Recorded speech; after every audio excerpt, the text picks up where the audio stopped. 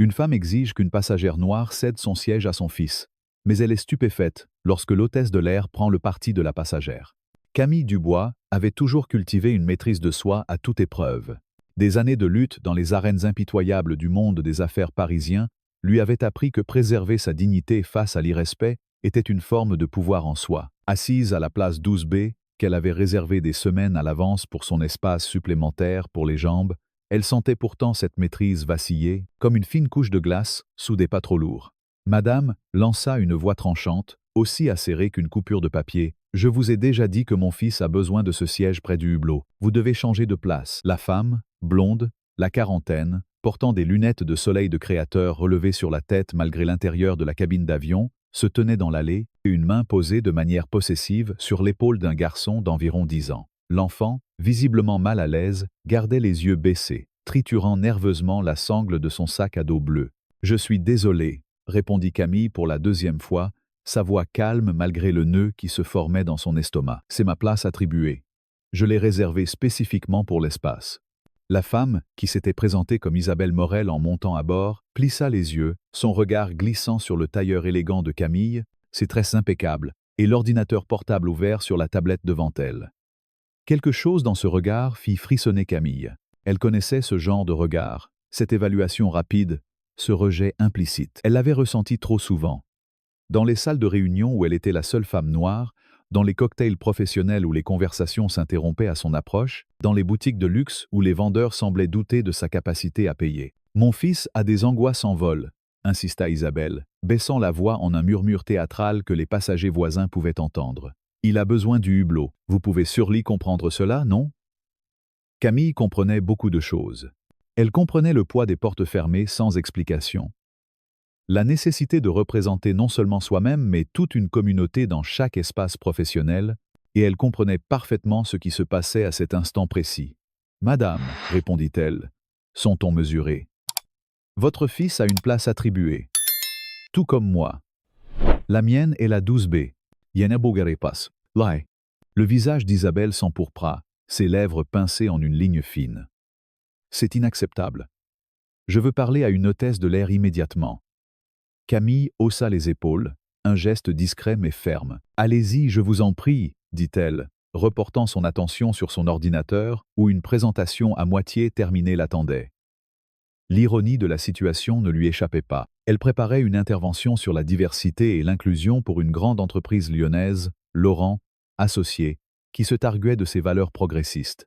Et pourtant ici, à 30 pieds d'altitude, elle devait encore se battre pour une place qu'elle avait légitimement réservée. Alors qu'Isabelle s'éloignait d'un pas décidé pour trouver un membre de l'équipage, Camille sentit un regard sur elle. De l'autre côté de l'allée, un couple âgé, Monsieur et Madame Martin, observait la scène. Monsieur Martin, un homme aux cheveux argentés et à l'air distingué, lui adressa un sourire discret, presque apologétique, accompagné d'un léger hochement de tête. C'était un geste familier, celui d'un allié silencieux qui reconnaît l'injustice mais n'ose pas toujours intervenir. Madame Martin, une femme élégante portant un foulard en soie, murmura quelque chose à son mari, ses yeux pleins de compassion. Le vol était déjà retardé de près d'1 heure, et Camille avait du travail à terminer. Elle devait peaufiner sa présentation pour Laurent, associé, un contrat crucial qui pourrait marquer un tournant dans sa carrière de consultante. Elle devait aussi préparer ses arguments pour convaincre des cadres souvent réticents à changer leurs pratiques. Et surtout, elle voulait éviter de devenir une de ces vidéos virales montrant une femme noire expulsée d'un avion pour avoir simplement tenu bon face à une injustice. Pas aujourd'hui, pas alors qu'elle était si près de décrocher un contrat majeur après des mois de préparation minutieuse, pas alors qu'elle avait promis à sa mère, Élise, de rentrer à Paris à temps pour un dîner familial dans leur appartement du Marais, un rituel qu'elle chérissait. Soudain, un bruit de pas déterminé résonna dans l'allée. Camille leva les yeux pour voir Isabelle revenir, un air triomphant sur le visage, accompagnée d'une hôtesse de l'air. Selon son badge, elle s'appelait Sophie, une jeune femme d'une vingtaine d'années avec un sourire professionnel qui ne laissait rien deviner de ses pensées. « Bonjour, mesdames, » dit Sophie, son regard passant de Camille à Isabelle. « Y a-t-il un problème ?» Avant que Camille ne puisse répondre, Isabelle prit la parole, son ton chargé d'indignation. « Oui, il y a un problème.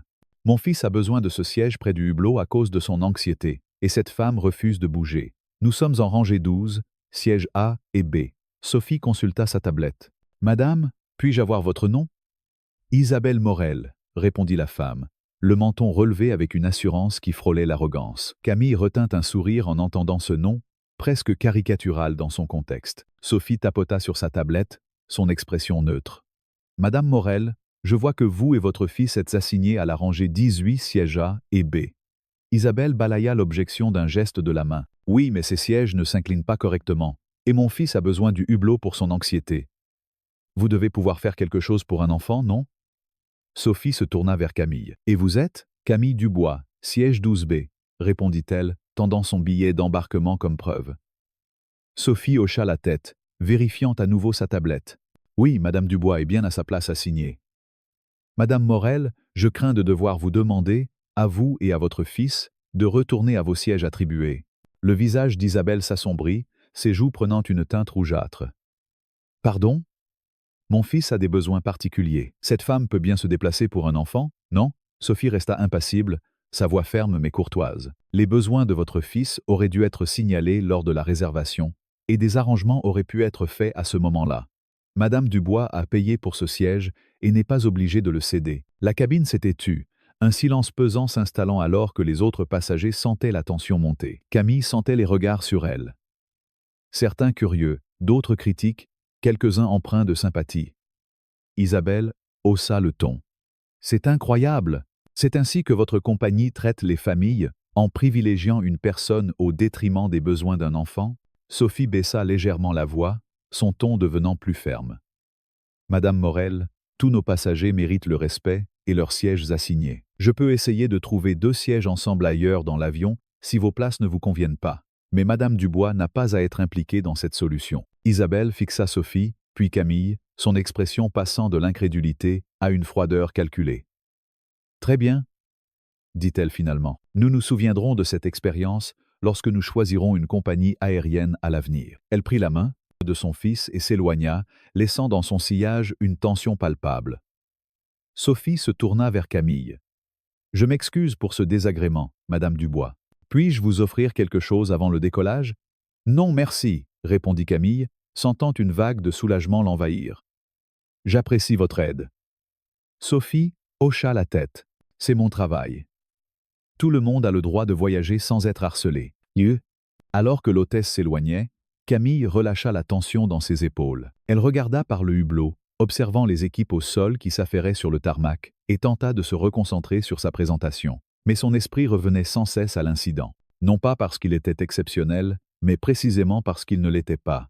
Ces micro-agressions, ces attentes implicites qu'elle devait céder, toujours céder, étaient une réalité quotidienne. Ce qui rendait cette fois différente, c'était que quelqu'un en position d'autorité avait pris son parti. Un fait rare, presque surprenant, dans un monde où elle avait appris à se défendre seule. Alors qu'elle ajustait son écran pour reprendre son travail, une voix l'interrompit depuis l'allée.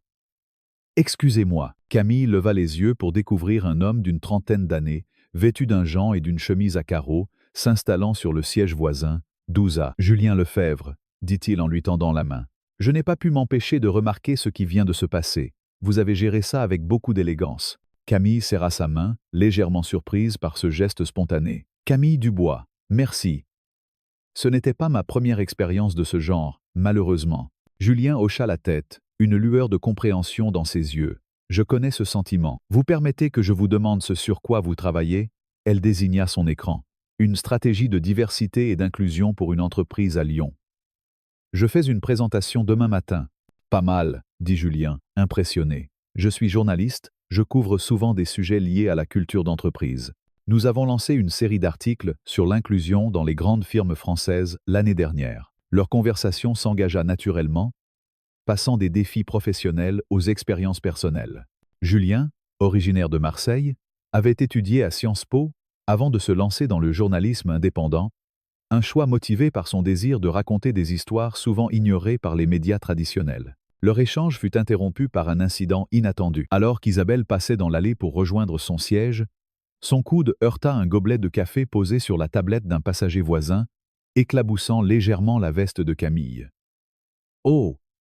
Quelle maladresse !» s'exclama Isabelle, sans une once de sincérité, son regard défiant Camille. Les passagers autour, y compris les Martin, tournèrent la tête. Camille sentit la colère monter. Mais avant qu'elle ne puisse répondre, Julien intervint calmement. « Pas de souci, je vais chercher des serviettes, » dit-il, se levant pour demander de l'aide à Sophie. Madame Martin, de son côté, tendit un mouchoir en tissu à Camille avec un sourire encourageant. « Ne laissez pas cela vous atteindre, ma chère, » murmura-t-elle. « Certaines personnes ne savent pas se comporter. » Camille inspira profondément, nettoyant sa veste avec soin. « Merci, » dit-elle à Madame Martin, reconnaissante pour ce petit geste de solidarité. Julien revint avec des serviettes en papier et Sophie, qui avait observé la scène, s'approcha. « Tout va bien ici ?» demanda-t-elle, son regard perçant fixé sur Isabelle, qui s'était déjà éloignée. « Oui, merci, » répondit Camille, déterminée à ne pas laisser cet incident détourner son attention. Sophie hocha la tête et murmura à Camille. « Je garde un œil sur elle. » Alors que l'avion commençait à rouler sur la piste, Camille et Julien reprirent leur conversation. Ils découvrirent des points communs inattendus. Tous deux avaient grandi dans des quartiers populaires. Camille à Belleville, Julien à La Joliette. Tous deux avaient fréquenté des écoles prestigieuses grâce à des bourses. Et tous deux naviguaient dans des mondes professionnels où ils étaient souvent les seuls à ressembler à ce qu'ils étaient. « Alors, qu'est-ce qui vous amène à Lyon ?» demanda Julien alors que les hôtesses commençaient le service des boissons. « Un contrat important avec Laurent, associé, » répondit Camille. « Et ensuite, un dîner avec ma mère. Elle s'est installée à Lyon après sa retraite. »« Et vous ? Une conférence ?» demanda-t-elle à son tour. Julien sourit. « Oui, un colloque sur le journalisme engagé. Je présente un papier sur les biais dans les médias d'entreprise. » Camille haussa un sourcil. « Intéressant. J'ai quelques anecdotes à partager sur les biais, croyez-moi. » Julien rit, un rire chaleureux qui attira l'attention de quelques passagers. « Je n'en doute pas. Racontez-moi la pire. » Camille réfléchit un instant, acceptant un thé de Sophie avec un sourire reconnaissant. « Probablement quand mon premier patron m'a dit que j'étais étonnamment éloquente lors de mon évaluation annuelle, comme si c'était une surprise. » Julien grimaça. « Classique. Moi on m'a dit que je n'étais pas comme les autres journalistes de mon milieu, en plein milieu d'une réunion éditoriale. »« Et qu'avez-vous fait ?» demanda Camille. « Je leur ai demandé d'expliquer ce qu'ils voulaient dire. Ça les a mis mal à l'aise pendant 5 bonnes minutes. » Leur conversation fut interrompue lorsque Sophie revint vers leur rangée, son expression sérieuse. « Madame Dubois, je voulais vous informer que la passagère de tout à l'heure a déposé une plainte officielle contre vous auprès de ma collègue senior. » Camille posa son thé, abasourdie. « Contre moi ? Pour quel motif ?» Sophie baissa la voix. « Elle prétend que vous avez été hostile et avez utilisé un langage inapproprié. Pour ce que ça vaut, j'ai déjà expliqué à ma collègue que j'ai été témoin de l'interaction et que ces accusations sont infondées. »« Merci, » dit Camille, sentant une tension familière lui serrer la poitrine. « J'apprécie que vous ayez pris ma défense. » Sophie hocha la tête. « Ça arrive plus souvent qu'on ne le pense. Certains croient qu'ils peuvent obtenir ce qu'ils veulent en faisant des accusations. » Après le départ de Sophie, Julien croisa le regard de Camille. « Ça va ?» demanda-t-il.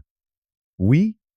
soupira-t-elle, juste fatiguée de devoir toujours être irréprochable, de ne jamais pouvoir montrer ma frustration, parce qu'un faux pas valide tous les stéréotypes qu'ils portent déjà en eux. Julien hocha la tête, compréhensif. La taxe émotionnelle, c'est épuisant. Ils restèrent silencieux un moment, le bourdonnement des moteurs emplissant l'espace entre eux. « Parlez-moi de votre présentation demain, » dit finalement Julien, changeant de sujet. « Ça vous changera les idées. » Reconnaissante, Camille expliqua son projet. Une stratégie globale pour transformer la culture d'entreprise chez Laurent, associé, axée non seulement sur le recrutement diversifié, mais aussi sur la rétention et les opportunités d'avancement. Le problème avec beaucoup d'initiatives de diversité, expliqua-t-elle, c'est qu'elles se concentrent sur l'entrée des talents, mais pas sur ce qui se passe ensuite. Les entreprises se félicitent d'embaucher des profils divers, puis s'étonnent de ne pas les retenir. Julien acquiesça. C'est pareil dans les médias. On met des visages divers à l'écran, mais les salles de rédaction restent homogènes. Leur conversation s'écoula facilement, ponctuée de rires et de moments de compréhension mutuelle. Le temps sembla s'accélérer, le vol passant plus vite que Camille ne l'avait prévu. Alors que le commandant annonçait la descente vers Lyon, Julien sortit une carte de visite. « J'aimerais rester en contact, si ça vous va. »« Peut être un café à Lyon ?»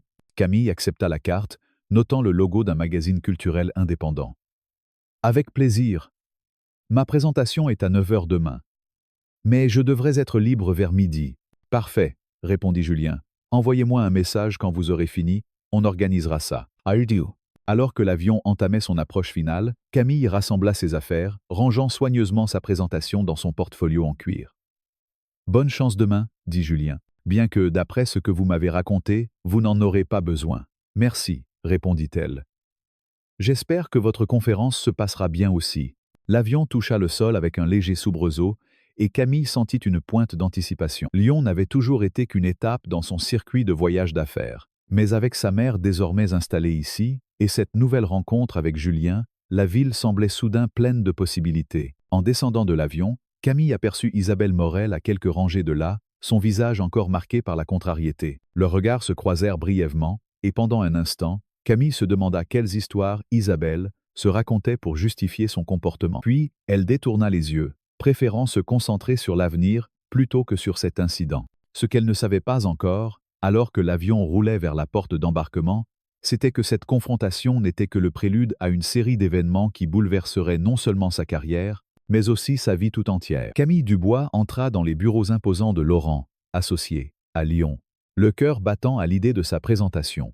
Mais son assurance vacilla lorsqu'elle découvrit que la femme de l'incident de l'avion, Isabelle Morel, était la directrice des ressources humaines de l'entreprise. Le bâtiment, une tour de verre et d'acier dominant le quartier de la Pardieu, semblait conçu pour intimider, avec ses lignes épurées et son hall d'entrée orné d'œuvres d'art contemporain. Camille, habituée à naviguer dans ce genre d'environnement, ajusta son tailleur bleu marine et prit une profonde inspiration. Elle avait passé des heures à peaufiner sa présentation, une stratégie audacieuse pour transformer la culture d'entreprise de Laurent, associée en matière de diversité et d'inclusion. Chaque slide, chaque argument avait été soigneusement calibré pour convaincre un auditoire souvent sceptique. Pourtant, l'incident de la veille sur le vol Paris-Lyon pesait encore sur son esprit. Elle ne s'attendait pas à revoir Isabelle si tôt, encore moins dans un contexte aussi crucial pour sa carrière. En montant dans l'ascenseur vers le 32 étage, Camille répétait mentalement ses points clés. Elle savait que ce contrat pourrait consolider sa réputation comme consultante de premier plan, mais elle savait aussi que la route serait semée d'embûches, surtout si Isabelle Morel jouait un rôle clé dans l'entreprise. Les portes de l'ascenseur s'ouvrirent sur un hall décoré avec sobriété, où une réceptionniste élégante, une jeune femme nommée Clara, l'accueillit avec un sourire professionnel. « Madame Dubois, bienvenue. On vous attend dans la salle lumière. Voulez-vous un café ou de l'eau avant de commencer ?»« De l'eau, merci, » répondit Camille, sa voix posée mais son esprit en alerte. Clara la guida, à travers un couloir orné de photographies, en noir et blanc de Lyon, des images du vieux Lyon au quai de la Saône, une touche de charme local dans cet univers corporate.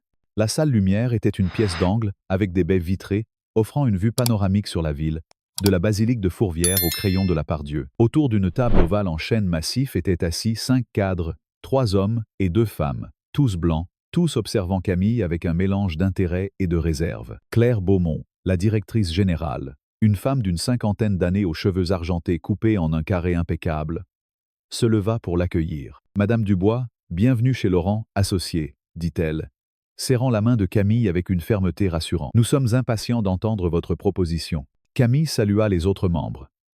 Paul Garnier, vice-président des opérations, Marc Dubois, un homonyme sans lien de parenté, directeur juridique, Philippe Noyant, membre du conseil d'administration, et, à sa grande surprise, Isabelle Morel, directrice des ressources humaines. Isabelle, vêtue d'un tailleur gris anthracite, lui adressa un sourire crispé. Une lueur de reconnaissance passa dans ses yeux, suivie du nombre indéchiffrable. De la surprise, peut être, ou un calcul rapide. « Madame Dubois, » dit Isabelle, sa poignée de main brève et froide. « Quelle coïncidence de vous revoir. » Claire Beaumont haussa un sourcil. « Vous vous connaissez ?» Avant que Camille ne puisse répondre, Isabelle intervint avec un sourire pincé. « Nous étions sur le même vol hier. Le monde est petit, n'est-ce pas ?»« En effet, » répondit Camille, gardant son calme malgré la soudaine accélération de son pouls. De toutes les entreprises de Lyon, il fallait qu'elle tombe sur celle où Isabelle travaillait. « C'est un plaisir inattendu, » ajouta-t-elle, son ton neutre masquant l'ironie. Claire sembla ne pas remarquer la tension sous-jacente. « Eh bien, c'est une excellente nouvelle. Une connexion préalable peut faciliter les choses. Commençons, voulez-vous ?» Camille installa son ordinateur portable et connecta sa présentation au projecteur. Elle sentait le regard d'Isabelle sur elle, scrutateur, peut être déjà en train de formuler des objections. Cette situation compliquait tout. En tant que directrice des ressources humaines, Isabelle était une partie prenante essentielle pour toute initiative de diversité. Si elle gardait rancune de l'incident de l'avion, elle pourrait facilement saboter la proposition de Camille. Prenant une inspiration, Camille lança sa présentation, déterminée à ne pas laisser la présence d'Isabelle la déstabiliser. « Merci à tous de m'avoir donné l'opportunité de présenter aujourd'hui », commença-t-elle, établissant un contact visuel avec chaque personne autour de la table, y compris Isabelle. Laurent, associé, s'est forgé une réputation de leader innovant dans le secteur financier. Aujourd'hui, je vais vous montrer comment une stratégie complète de diversité et d'inclusion peut faire de vous un pionnier en matière de gestion des talents et de culture organisationnelle. Elle avança à travers ses diapositives, exposant le cas commercial de la diversité, les défis spécifiques du secteur financier et son cadre proposé pour une transformation culturelle. Elle sentait l'engagement de la salle croître. Claire Beaumont hochait la tête à ses arguments sur l'innovation et l'élargissement des marchés. Paul Garnier posait des questions pertinentes sur les délais d'implémentation. Philippe Nguyen, un homme d'origine vietnamienne qui avait gravi les échelons dans le secteur bancaire, semblait particulièrement intéressé par les stratégies de rétention qu'elle proposait. Seule Isabelle restait impassible, prenant des notes occasionnelles, son silence plus éloque que n'importe quelle objection. Lorsque Camille aborda la section sur les métriques et la responsabilité, Isabelle prit enfin la parole. « Tout cela semble très ambitieux, dit-elle, son ton suggérant que ce n'était pas un compliment. Mais je m'inquiète des ressources nécessaires. Nous avons déjà des initiatives de diversité en place. Qu'est-ce qui rend votre approche digne d'un investissement supplémentaire ?» La question était légitime, formulée avec un professionnalisme froid. Pourtant, Camille ne pouvait s'empêcher de penser qu'elle était motivée par plus que des considérations professionnelles. « Excellente question, répondit-elle, son ton ferme mais courtois. La différence réside dans l'intégration et la responsabilité. Beaucoup d'entreprises ont des initiatives de diversité qui fonctionnent en silo. Des efforts de recrutement déconnectés des stratégies de rétention, des programmes de mentorat qui ne s'alignent pas sur les parcours de promotion. Mon cadre crée un écosystème cohérent où chaque élément renforce les autres, avec des métriques claires pour suivre les progrès et responsabiliser les dirigeants. » Elle afficha une diapositive montrant des données comparatives d'autres institutions financières. Les entreprises qui ont adopté des approches intégrées similaires ont constaté une augmentation de 25% de la rétention des employés sous-représentés et une amélioration de 30% des métriques d'innovation. Le retour sur investissement devient évident dès les 18 premiers mois. Isabelle ouvrit la bouche pour répondre, mais Claire Beaumont intervint. « Ces chiffres sont impressionnants, Madame Dubois, surtout en ce qui concerne l'innovation. C'est une priorité dans notre plan stratégique à 5 ans. » La conversation s'orienta vers les détails de mise en œuvre, Paul Garnier posant des questions sur les besoins en formation et Marc Dubois s'intéressant aux implications juridiques. Isabelle retomba dans son silence, mais Camille sentait son regard pesant, comme une ombre dans un coin de la pièce. À la fin de la réunion, Claire se leva et tendit la main à Camille. « Merci, Madame Dubois. Vous nous avez donné beaucoup à réfléchir. Nous discuterons en interne et vous aurez une décision d'ici le début de la semaine prochaine. » « Merci pour cette opportunité, » répondit Camille, rassemblant ses affaires. « J'attends de vos nouvelles. » Alors que les autres quittaient la salle, Isabelle s'attarda, s'approchant de Camille alors qu'elle rangeait son ordinateur. « Quelle coïncidence, » dit-elle, sa voix basse, presque mielleuse. « Vous, sur notre vol, et maintenant dans notre salle de réunion. » Camille soutint son regard. « Pas vraiment. Lyon est un centre d'affaires majeur, et Laurent, associé, est un client potentiel important. » Les probabilités n'étaient pas si faibles. Isabelle ajusta son bracelet, un bijou de luxe qui captait la lumière. « Votre présentation était très soignée, » dit-elle, mettant un léger accent sur le dernier mot, une insinuation que Camille choisit d'ignorer. « Merci, » répondit-elle. « Je crois au potentiel de Laurent, associé pour devenir un leader dans ce domaine. » Isabelle l'étudia un instant. « Sachez simplement que ces décisions ne sont pas prises par une seule personne. C'est une évaluation collective. » Le message était clair.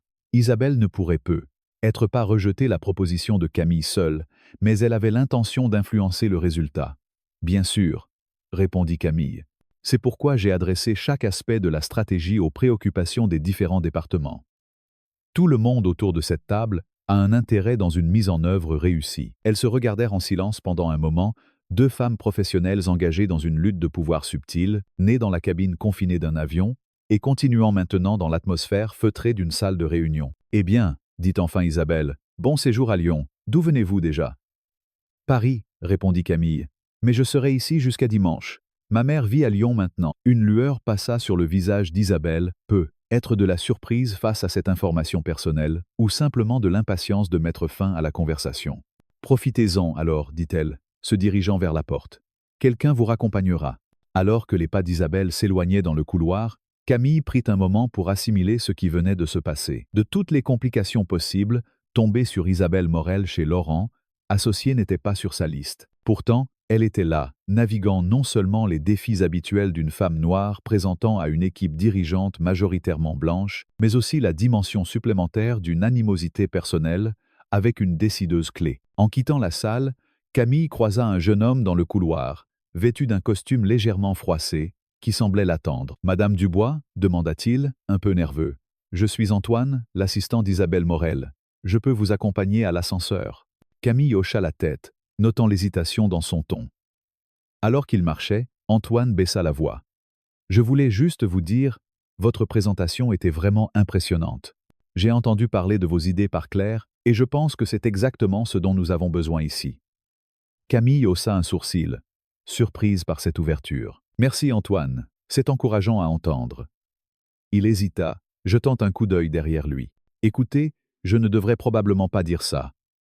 Mais Isabelle, elle n'aime pas beaucoup les changements, surtout en matière de diversité. Elle a été critiquée l'année dernière pour des pratiques de recrutement jugées trop conservatrices. Elle pourrait ne pas faciliter les choses pour vous. » Camille absorba cette information, reconnaissante pour la franchise d'Antoine. « J'apprécie votre transparence, » dit-elle. « Toute information sur la dynamique interne est utile. » Antoine hocha la tête, visiblement soulagé d'avoir partagé cela. « Je veux juste que ça marche, vous savez? Beaucoup d'entre nous ici veulent du changement, mais c'est compliqué avec certaines personnes. » Ils atteignirent l'ascenseur, et Camille lui serra la main. « Merci Antoine.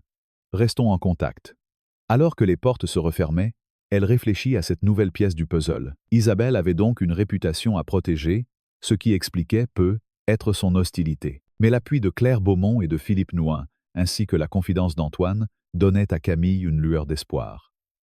Elle avait des alliés potentiels, même si le chemin serait semé d'embûches. De retour à son hôtel, Camille vérifia son téléphone et trouva un message de Julien. « Comment s'est passée la présentation ? Toujours partante pour un café ?» Elle sourit, tapant une réponse rapide. « C'était intense, mais ça s'est bien passé. Et il y a une surprise. La femme de l'avion travaille ici. Directrice RH. Café à 12h30 à la caféothèque ?» La réponse de Julien arriva presque immédiatement. « Sérieusement ? Il faut que tu me racontes ça. 12h30. Parfait. » Camille rangea son téléphone, se sentant curieusement optimiste malgré la complication avec Isabelle. La présentation avait été bien reçue, et même si Isabelle représentait un obstacle, les autres cadres semblaient réceptifs. De plus, la perspective de revoir Julien ajoutait une note de légèreté à sa journée. La caféothèque, un petit établissement niché près des quais de la Saône, était un havre de paix avec ses murs ornés de sacs de jute et l'arôme riche des grains torréfiés. Camille arriva quelques minutes en avance, choisissant une table près d'une fenêtre donnant sur la rivière. Julien entra peu après, son sourire éclatant contrastant avec l'atmosphère feutrée du café. « Alors, » dit-il en s'asseyant, « la femme de l'avion est ta nouvelle patronne. » Camille rit, secouant la tête. « Pas exactement. Elle est directrice des ressources humaines chez Laurent, associé. Disons que ça complique les choses. » Elle commanda un café noir, fidèle à ses habitudes parisiennes, tandis que Julien opta pour un cappuccino saupoudré de cacao. Elle lui raconta la présentation, l'attitude d'Isabelle et la révélation d'Antoine. Julien écouta attentivement, hochant la tête. « Ça ne m'étonne pas, » dit-il. « Les RH peuvent être un champ de mine dans ce genre d'entreprise. Beaucoup de gens comme Isabelle construisent leur carrière sur des changements cosmétiques, pas sur des transformations réelles. »« Exactement, » répondit Camille. « Mais j'ai l'impression que Claire Beaumont et Philippe Nouin sont de mon côté. Si je peux naviguer autour d'Isabelle, ça pourrait fonctionner. » Julien leva son café en un toast ironique. À la navigation dans les eaux troubles de la politique d'entreprise. Camille rit, levant sa tasse à son tour. Leur conversation dévia vers des sujets plus personnels. Julien parla de son dernier article, une enquête sur les inégalités dans les médias français, et Camille partagea des anecdotes sur ses années à Paris, où elle avait dû se battre pour être prise au sérieux dans un milieu dominé par les hommes blancs. « Tu sais ce qui est drôle ?» dit Julien. « Quand j'ai commencé, on me disait souvent que j'avais de la chance d'être là, comme si mon diplôme de Sciences Po était un coup de hasard. Camille hocha la tête. Oh, je connais ça. On m'a dit que j'étais une exception tellement de fois que j'ai failli le mettre sur ma carte de visite. L'après-midi passa rapidement, et alors qu'il quittait le café, Julien proposa une promenade le long de la Saône. « Ça te va » demanda-t-il. « J'ai besoin de marcher après tout ce café. » Camille accepta, et ils déambulèrent le long des quais, les reflets de l'eau scintillant sous le soleil de l'après-midi. La conversation coula naturellement, passant du travail à leurs souvenirs d'enfance, de leurs ambitions à leurs frustrations. Camille se surprit à apprécier la compagnie de Julien plus qu'elle ne l'avait anticipé. Il y avait quelque chose de rafraîchissant dans sa combinaison d'intelligence vive et de chaleur sincère, une authenticité rare dans les cercles professionnels qu'elle fréquentait. Alors qu'il s'arrêtait près d'un banc face à la rivière, Julien se tourna vers elle. « Tu sais, je suis à Lyon jusqu'à demain soir pour la conférence. Si tu es libre après ton dîner avec ta mère, on pourrait se revoir ?» Camille hésita un instant, pesant les complications d'une connexion naissante dans un contexte déjà chargé. Mais l'idée de revoir Julien lui plaisait. « Pourquoi pas ?» dit-elle. « Je te tiens au courant après le dîner. » Il sourit, et ils échangèrent leurs numéros, scellant une promesse implicite de poursuivre cette rencontre inattendue. En rentrant à son hôtel, Camille réfléchit à la tournure étrange qu'avait prise ce voyage à Lyon. Une confrontation désagréable dans un avion avait conduit à une opportunité professionnelle majeure et à une connexion personnelle prometteuse. Peut-être y avait-il une leçon à tirer sur la nature imprévisible des défis, sur la manière dont il pouvait ouvrir des portes tout en créant des obstacles. Alors qu'elle se préparait pour le dîner avec sa mère, son téléphone vibra avec un message de Claire Beaumont. « Madame Dubois, pourriez-vous me rejoindre demain matin pour un café? J'aimerais discuter de certains détails avant le gala de demain soir. » Intriguée, Camille répondit affirmativement, proposant un rendez-vous à 10h30 dans un café près de son hôtel. Ce voyage à Lyon, songea-t-elle, promettait d'être bien plus complexe qu'elle ne l'avait imaginé. Le palais de la Bourse à Lyon, avec ses colonnes majestueuses et son architecture néoclassique, semblait incarner l'élégance intemporelle de la ville. Camille Dubois, vêtue d'une robe longue bleu nuit aux reflets argentés, descendit de la voiture aux côtés de Julien Lefebvre, qui portait un smoking impeccablement coupé. Alors qu'il gravissait les marches illuminées par des lumières tamisées, Camille sentit une montée d'adrénaline. Ce gala de bienfaisance, organisé par Laurent, associé pour financer des programmes éducatifs dans les quartiers défavorisés de Lyon, était une opportunité cruciale pour consolider son influence auprès des décideurs de l'entreprise. Mais la présence d'Isabelle Morel, présidente du comité du gala, planait comme une ombre sur la soirée. « Impressionnant !» murmura Julien, offrant son bras à Camille. Laurent, associé, ne fait pas les choses à moitié. Camille acquiesça, observant la foule élégante qui affluait vers l'entrée. Claire Beaumont m'a dit qu'ils soutiennent des programmes pour les jeunes. Je suis curieuse de voir si c'est du sérieux ou juste une opération d'image. À l'intérieur, la grande salle du palais était transformée en un espace somptueux. Des tables rondes drapées de nappes blanches étaient disposées autour d'une piste de danse, tandis qu'un quatuor à cordes jouait des airs classiques, créant une ambiance raffinée. Des œuvres d'art contemporain, prêtées par des galeries locales, ornaient les murs, ajoutant une touche lyonnaise moderne à ce cadre historique. Camille repéra Claire Beaumont, resplendissante dans une robe émeraude, en grande conversation avec un groupe de donateurs. Puis, son regard croisa celui d'Isabelle Morel, élégante dans une robe rouge écarlate, qui dirigeait le personnel de service avec une autorité froide. Leurs yeux se rencontrèrent brièvement, et Isabelle inclina la tête, un geste qui pouvait être une salutation ou un défi. Camille choisit de l'ignorer, se concentrant sur l'objectif de la soirée, tisser des alliances. Claire s'approcha, un verre de champagne à la main. « Camille, ravie que vous ayez pu venir, » dit-elle, son sourire chaleureux mais professionnel. « Permettez-moi de vous présenter à quelques membres du conseil. » Elle fit un geste vers Philippe Nouin, déjà rencontré lors de la présentation, et une femme d'une cinquantaine d'années, Sophie Garnier, une ancienne dirigeante bancaire reconvertie dans la philanthropie. « Voici Camille Dubois, notre consultante pour la nouvelle stratégie de diversité, et… » « Julien Lefebvre, » répondit Julien, serrant la main de Claire. « Je travaille dans le journalisme, spécialisé dans les questions culturelles et d'entreprise. » Claire haussa un sourcil. Intrigué. « Intéressant. Vous êtes ici pour couvrir l'événement ?» Julien sourit, évasif. « Disons que je suis ici pour accompagner Camille et découvrir votre engagement communautaire. » Alors que Claire les entraînait vers un groupe de donateurs, Camille sentit le regard d'Isabelle sur elle, à distance. Elle semblait occupée, supervisant les détails du gala, mais son attention revenait sans cesse à Camille. Elle t'évite, murmura Julien à l'oreille de Camille alors qu'ils prenaient place à leur table. Tant mieux, non? Peut être, répondit Camille. Mais une intuition lui disait qu'Isabelle ne resterait pas en retrait longtemps. Leur table, partagée avec Philippe Nouin, Sophie Garnier et une jeune employée de Laurent, associée nommée Marie, promettait des conversations animées. Marie, une femme d'une trentaine d'années aux cheveux bouclés et au regard vif, se présenta comme analyste financière. « J'ai entendu parler de votre présentation, dit-elle à Camille, baissant la voix. C'était audacieux.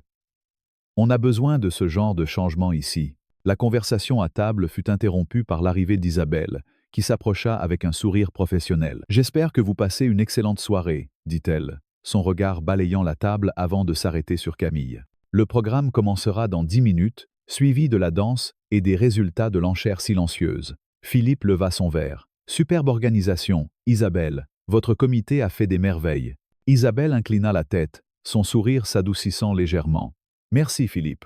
Nous espérons dépasser l'objectif de collecte de fonds de l'année dernière. » Claire ajouta. « Surtout avec la nouvelle subvention de la Fondation Laurent. » Une lueur d'agacement passa dans les yeux d'Isabelle, si rapide que Camille se demanda si elle l'avait imaginé. « Oui, répondit Isabelle. La fille de Claire, Élise, a joué un rôle clé pour obtenir ce financement. » Non.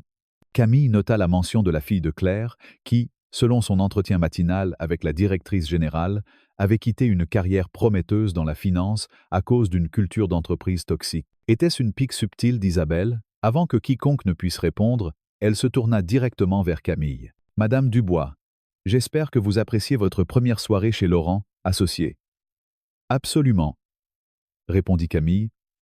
Son ton égal. Votre programme éducatif semble avoir un impact réel.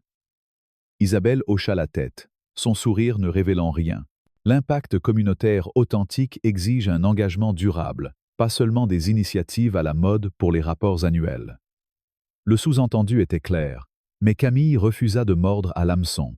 Tout à fait d'accord, la transformation durable nécessite une vision stratégique et un investissement à long terme. C'est l'essence de mon cadre. Oh!